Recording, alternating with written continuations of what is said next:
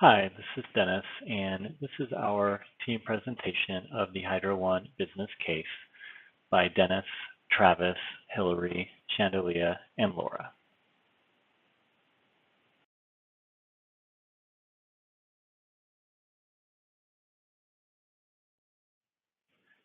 The agenda for this presentation will be reviewing Hydro One's current position, the ERM process, risk culture and Hydro One's program versus JPL's program, and the big picture.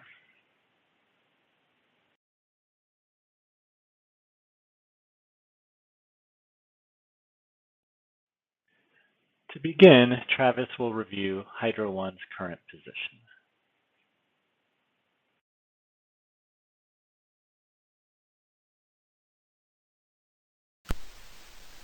A bit of background before we jump into it about Hydro One. Hydro One is a power distribution company headquartered in Toronto, Canada. Hydro One was originally part of parent company Ontario Hydro, which was founded in 1906. Ontario Hydro provides electricity throughout Canada and the United States using 5 coal-fired power stations, 68 hydroelectric power stations, and 5 nuclear power stations. In 1998, Ontario Hydro split into 2 separate organizations. Ontario Hydro retained power generation duties, and Hydro One was founded to transmit and distribute power. After a string of negative headlines and failed endeavors, in 2002, Hydro One underwent a company-wide strategy overhaul and decided on a customer-focused strategy. Under this new strategy, Hydro One had the lofty goal of becoming the best transmission and distribution business in North America by earning an excellent safety record, consistently operating in the top quartile of transmission and distribution reliability, earning a 90% customer satisfaction rating, operating in the top quartile of employee productivity and efficiency, and by earning an A credit rating. Around the same time in 2002, Hydro One implemented enterprise risk management and a risk-based investment planning system to help the company better understand the risks and challenges facing them, and to aid in the selection of future projects based on risk assessment.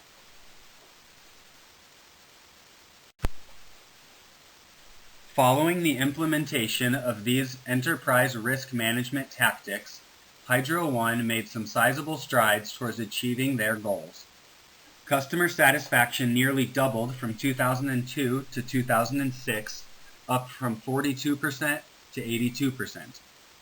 Hydro One's maintenance teams were regularly recognized and awarded for their rapid restoration of damaged transmission infrastructure during extreme weather events.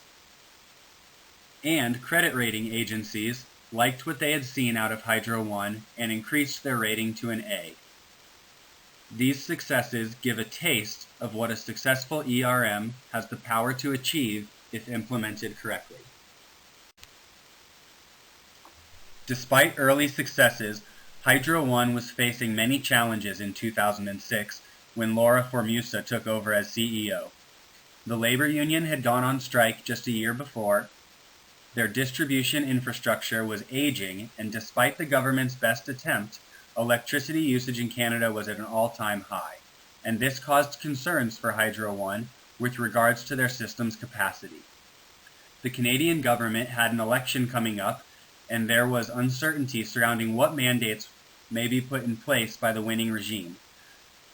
There were currently caps on the electricity rates that Hydro One could charge that had been put in place by the government, and they'd been given a mandate to install smart meters on every house that they supply power to by 2010. These and other concerns leave Hydro One in a position where they will need to continue growing and evolving their ERM in order to mitigate risks and to explore which projects the firm should invest in order to continue working towards their goals.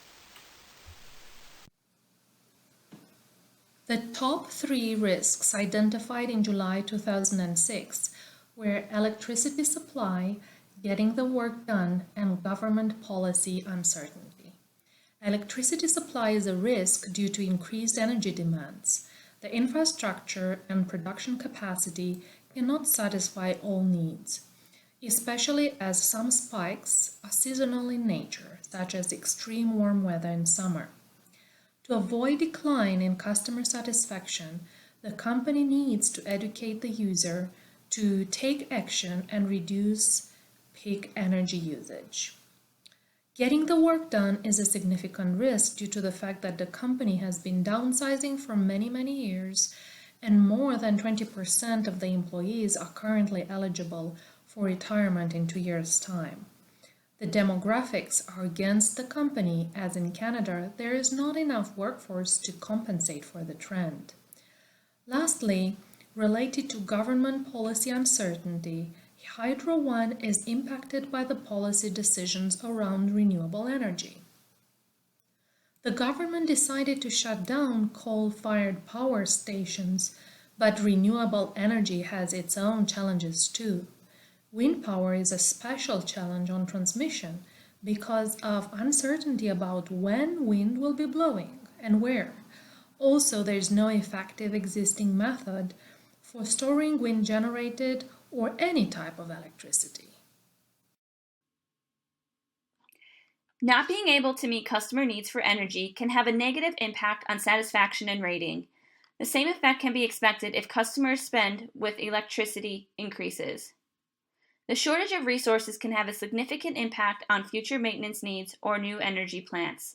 This will limit the company's ability to create value. The uncertainty in government policy has a negative impact on the company's ability to accurately plan for future investments. Now we will talk about the ERM process.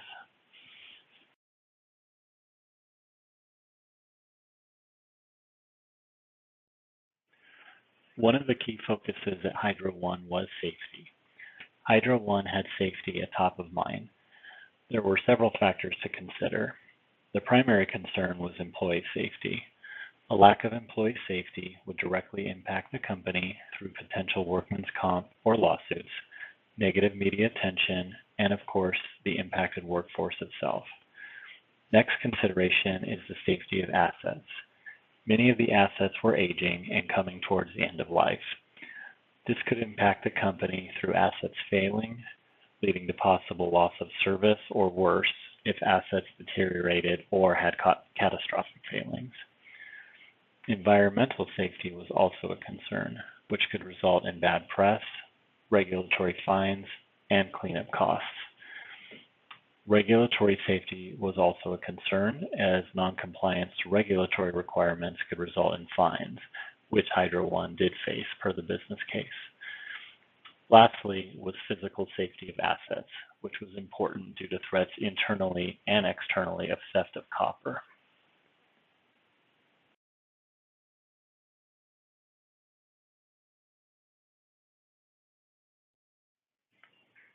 In order to meet governmental requirements that were approaching, smart meters became part of the ERM strategy.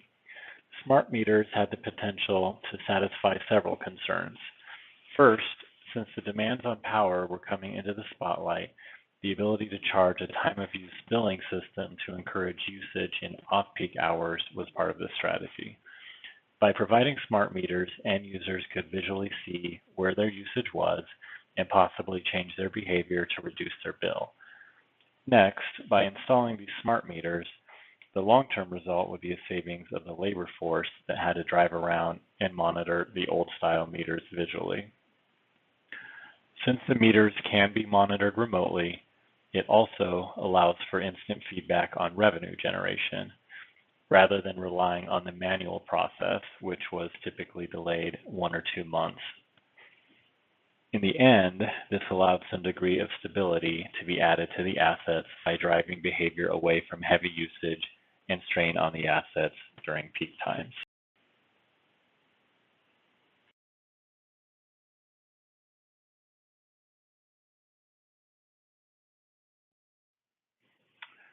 Before the ERM strategy that is the focus of this case, Hydro One had risk management spread out amongst individual departments, which resulted in several pockets of planning and decision making.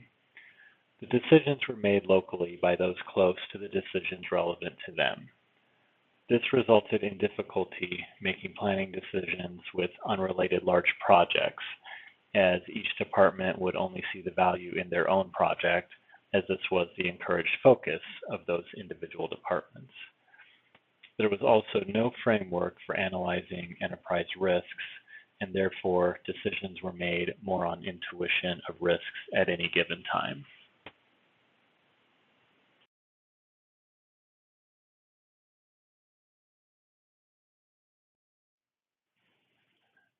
The first phase in the rollout of the new ERM strategy focused on employee engagement.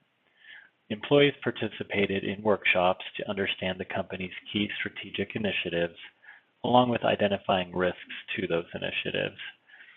The company was able to get direct feedback from employees at every level of the company, and then the employees were to label those risks on a scale of 1 through 5 based on severity. The employees were encouraged to come up with these ratings and talk through them so that agreement could be reached around how important each risk was in relation to the other. In order to talk through and verbalize the risks, the ratings would be based on the impact of the risk related to financial risks, reputational risks, relation with the customer and/or regulatory risks, competitiveness risks, and safety risks. Other factors were the probability of it actually happening, the control strength, and the impact if it does happen.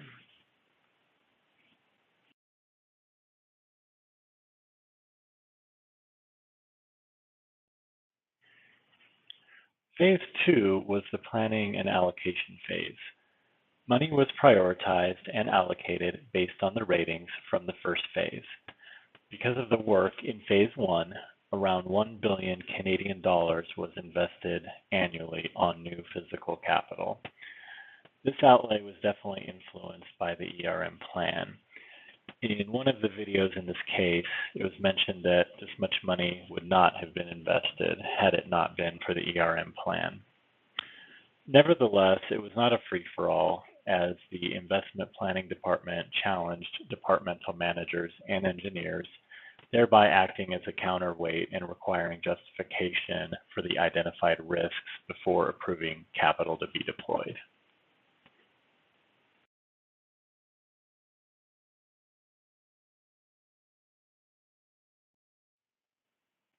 In the final phase, it was agreed that the Chief Risk Officer would meet twice a year with senior managers to review the corporate risk profile.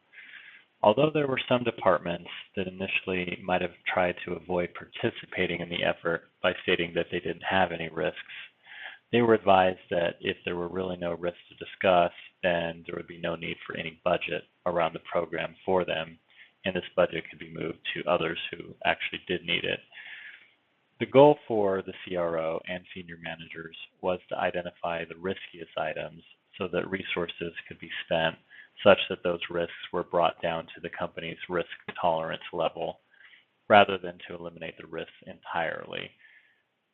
The risk management team only facilitated the discussion around these major risks and recognized that ultimately the decisions would still take place outside of the risk team and with the senior managers instead.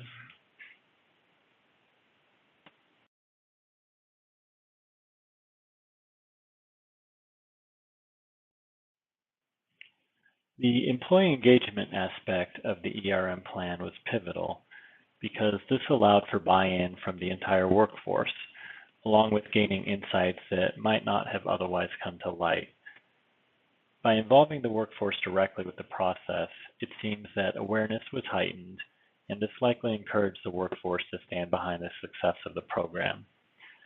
Another interesting point was that having a better understanding of the controls that were existing, the company was able to alter their plan of some risks by just having mitigants in place that would bring certain risks down to a tolerable level. In other words, not all risks had to be addressed directly, as in some cases there were ways to prevent the risks from becoming probable. Also, the workshops with senior management helped to create buy-in at the executive level and move away from the individual departmental focus that was present before.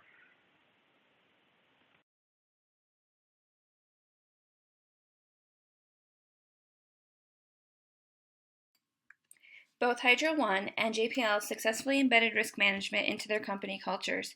In order to be successful, both companies had to overcome prior employee mindsets that favored risk.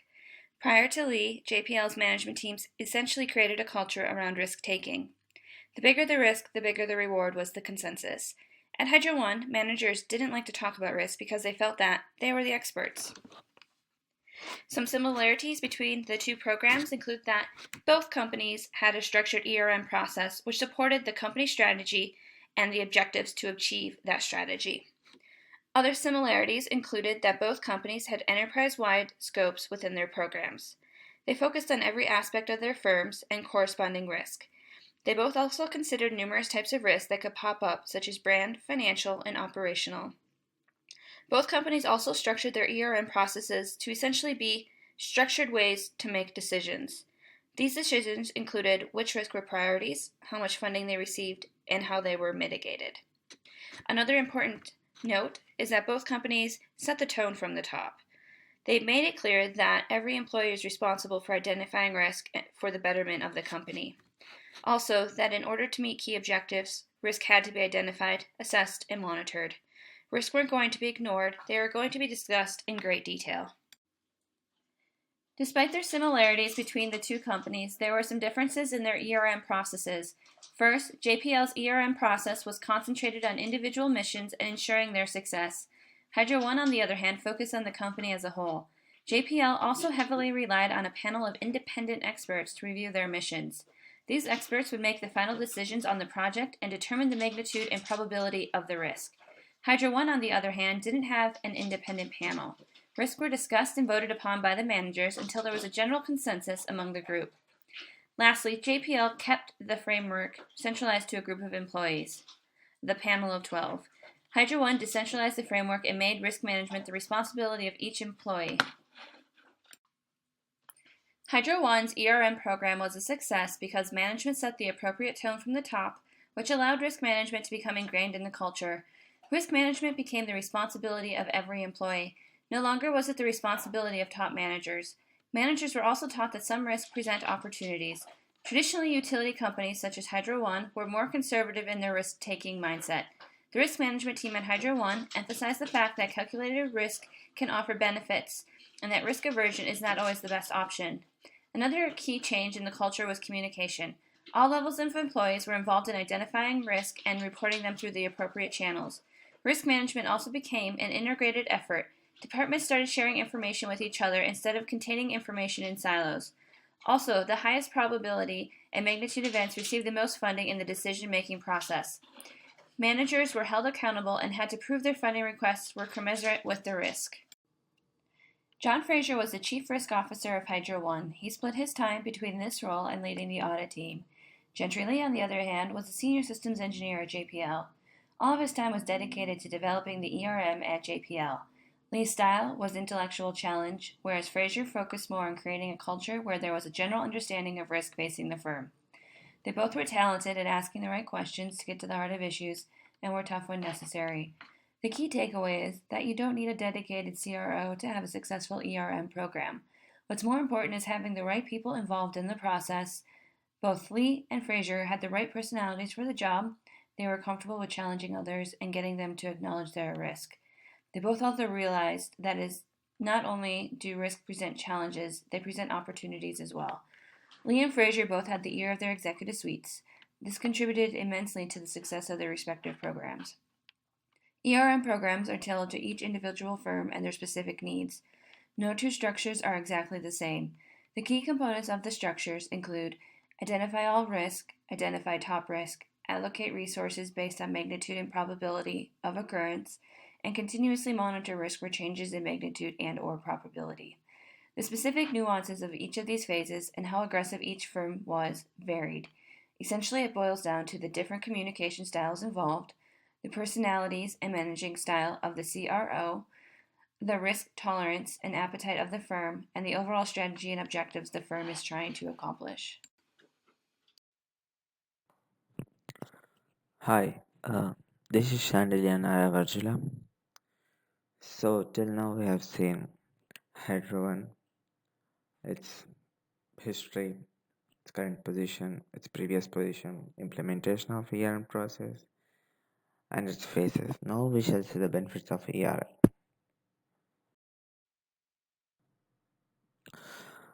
Implementation of risk management program or enterprise risk management in Hydro One company was taken up under the leadership of Mr. John Fraser as Chief Risk Officer. As we have seen in the previous slides, ERM program consists of three phases: risk workshop, assessment of corporate risk profile report, and investment planning on a risk-based approach. Though the implementation of ERM program was duty on mandated by Ontario government, Hydro One took up the ERM program seriously and have implemented it very formally by involving every employee. Uh, ju- as you have seen from the phases of ERM, the company should be doing well and the program should be yielding very good benefits. But risks are still persistent. This we can see from the risk profile report by CEO Laura Formosa, where she informs that risks are as they are and more steps to be taken to mitigate them. Implementation of ERM program has taken risk identification and mitigation process to a next level. The differences could be seen in the previous slides where there was no ERM program and the changes after implementing ERM program. ERM program could identify the risk and identify the risk formally and mitigate them, and the dynamics of the risks and the trend of changes in them. This gives rise to a question: what benefits did Hydro One receive by implementing the ERM program?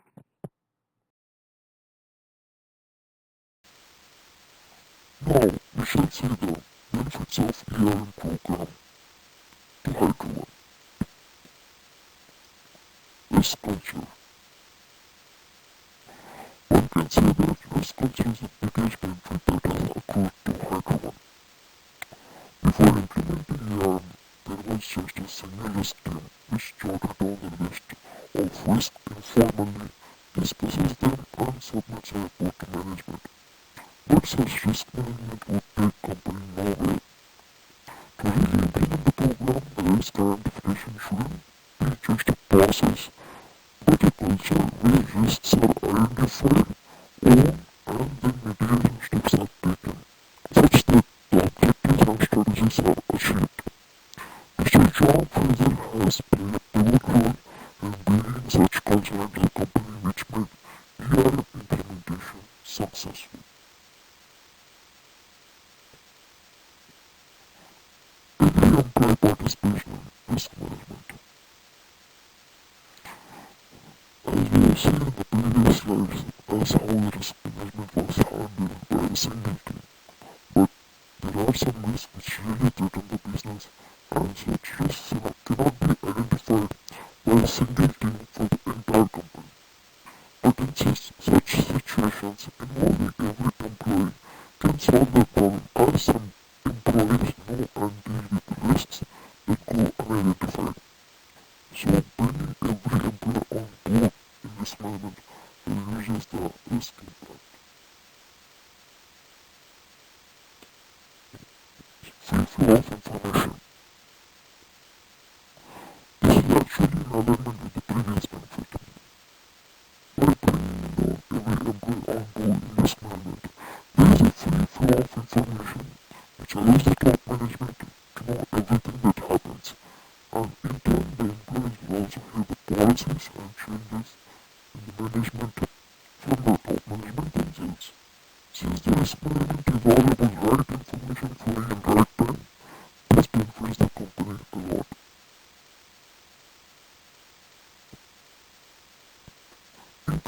accountability for the risks identified. This is a unique feature of ERM in Hydro One. After identifying the risks and discussed in detail, every risk is assigned to a risk owner or manager who holds the responsibility of such risk. This responsibility remains with such risk owner or manager all the time and for all the changes in the risks identified. And this process is continued every time a risk is identified. And since there would be many risk management managers, the responsibilities are shared rather than to be borne by a single department. Such an initiative by Mr. Freehouse increases the accountability for the risks identified and the dynamics of such risks.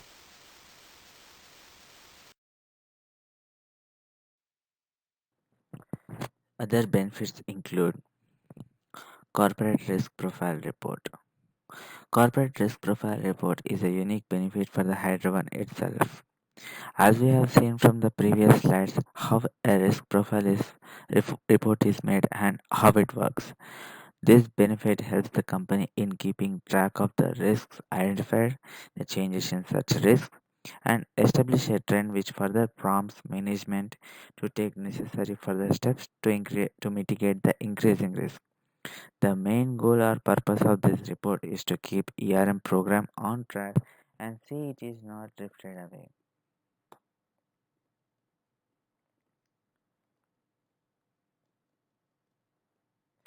Use of risk maps is another unique feature of ERM program in Hydro One. Such risk maps helps in identifying the critical and key risks based on an assigned score.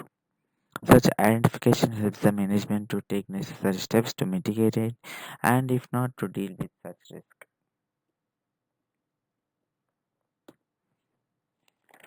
Risk based investment planning. On the top of everything, risk based investment planning, as seen in third phase, is a major benefit. Till then, companies in general used to invest in projects based on some financial calculations, but risk based investment planning always challenges the new proposals to bring out the best project, such that every dollar spent on a project yields return or at least does not go wasted. This kind of investment process also helps in establishing a communication channel between engineers, risk team, and top management and helps each other to bring out the best.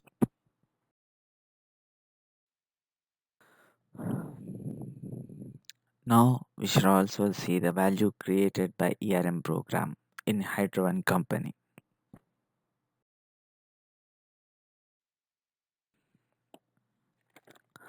After going through all the benefits of ERM program in Hydro One company, one might also think about the value created by such ERM program. One such value creation includes timely identification of risks and taking steps to mitigate them. Sometimes identification of risks alone doesn't solve the problem. Timely identification of risks is necessary in order to avoid huge costs related to such the mitigation process or compensation after affected by such risks. This aligns with saving lot money in identification of risks. Such timely identification of risks helps company in spending little money in mitigation of such risks instead of spending huge amounts on compensation and thus saving lot of money.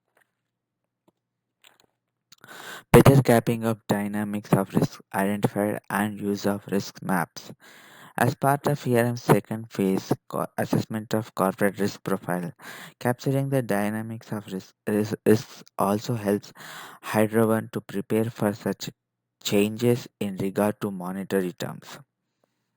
Use of risk maps benefit company in allocating sufficient resources to mitigate the key risks to bring them down or allocating resources to deal with them if not bring them down. Investing in better project proposals. As part of ERM's third phase, risk-based investment process helps Hydro One in avoiding unnecessary huge investments which might not turn out well. This again saves lot money.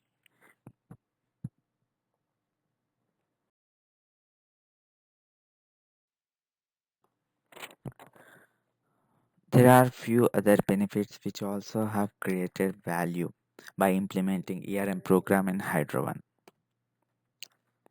Gaining back employee morale. Before implementation of ERM process, employees were laid off due to the cost cutting initiative by Hydro One company, and there was also employee strikeout that took place, all leading to the loss of employee morale in the company. But after implementing ERM program, which has brought every employee on board, making them and their opinions about the risk identified and the mitigation steps important. This has caused the employees to gain back their morale to work for the company and also increase the efficiency of the company. Such efficient employees increase the company value and in turn the reputation of the company.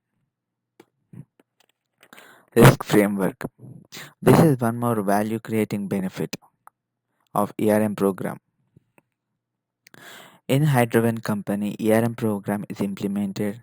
There is an increase in efficiency of employees.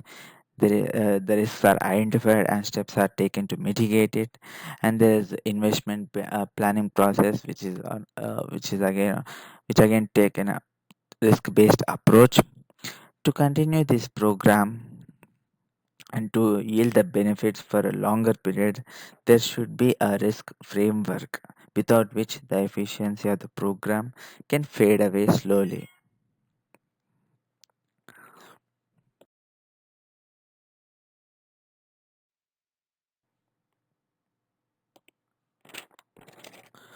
Till now, we have seen Hydrogen company, its ERM program, its phases, its benefits, its value creation.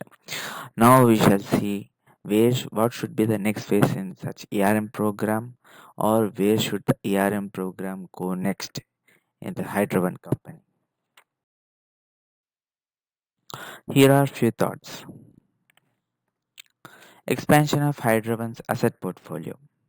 Using ERM, Hydrogen should take up new installation or upgrade its current transmission and distribution assets instead of spending millions of dollars or maintaining its existing assets.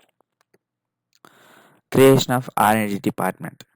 Creating or establishing an R&D department at Hydrogen company will be very useful in developing sustainable technology for the future purpose, and this could also prove profitable for the company. Create high safety environment. Since safety was always a high risk factor at Hydrogen, creating a high safety environment not only mitigates the risk factor and can also lead to a good reputation, which is another risk factor at Hydrogen. Thank you.